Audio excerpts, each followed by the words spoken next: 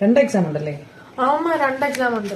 സാരല്ല, ഒരെണ്ണം കഴിയുമ്പോ. ആമ പിന്നെ ഈ എനിക്ക് വലുതാകുമ്പോഴേ ഈ സയൻസ് അല്ലെങ്കിൽ സോഷ്യൽ എടുക്കാനോ പ്ലാനെങ്കിലേ എനിക്ക് ഇതെല്ലാം തന്നെ ഇപ്പൊ തന്നെ പഠിക്കണമെന്ന് എന്താ?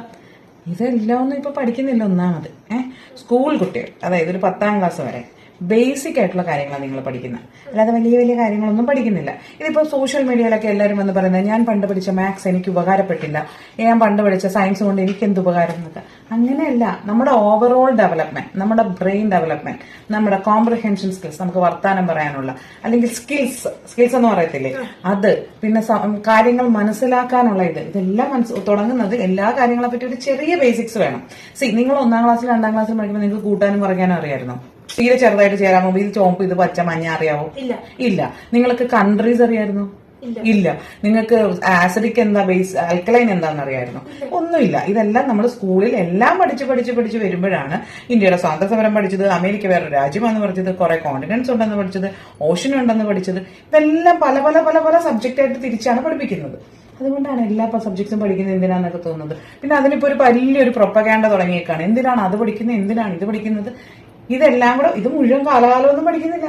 നിങ്ങൾ 10ാം ക്ലാസ് കഴിയുമ്പോൾ നിങ്ങൾക്ക് വേണ്ടത് ചൂസ് ചെയ്യും. ഇപ്പൊ നിങ്ങൾക്ക് അറിയില്ല എന്ത് ചൂസ് ചെയ്യണം. ഇന്ന് മോൻ പറയാം എനിക്ക് ഡോക്ടർ ആവണമെന്ന്, നാളെ പറയാം എനിക്ക് പൈലറ്റ് ആവണമെന്ന്. അങ്ങനെ കുട്ടികൾ, നമ്മുടെ അംബീഷനൊക്കെ മാറും. നമ്മൾ കാണുന്നതിൽ നിന്ന് ഓരോന്ന് മനസ്സിലാക്കാൻ തുടങ്ങും. അപ്പൊ ഈ സംഭവങ്ങളൊക്കെ മാറും. അപ്പൊ അന്നേരം അതുവരെ നിങ്ങൾ എത്തിച്ചേർക്കണ്ടേ, അതുവരെ നിങ്ങളുടെ ബ്രെയിൻ ഡെവലപ്പ് ചെയ്യണ്ടേ, അതുവരെ നിങ്ങൾക്ക് കാര്യങ്ങൾ അറിയണ്ടേ. ഈ കളർ പഠിച്ച പോലെ, നമ്പർ പഠിച്ച പോലെ, കൂട്ടാൻ പഠിച്ച പോലെ തന്നെയാണ് ഓരോ സ്കിൽസും ഇങ്ങനെ പഠിക്കുന്നത്. അതിന് പല പല സബ്ജക്ട്സ് പഠിക്കണം അല്ലേ?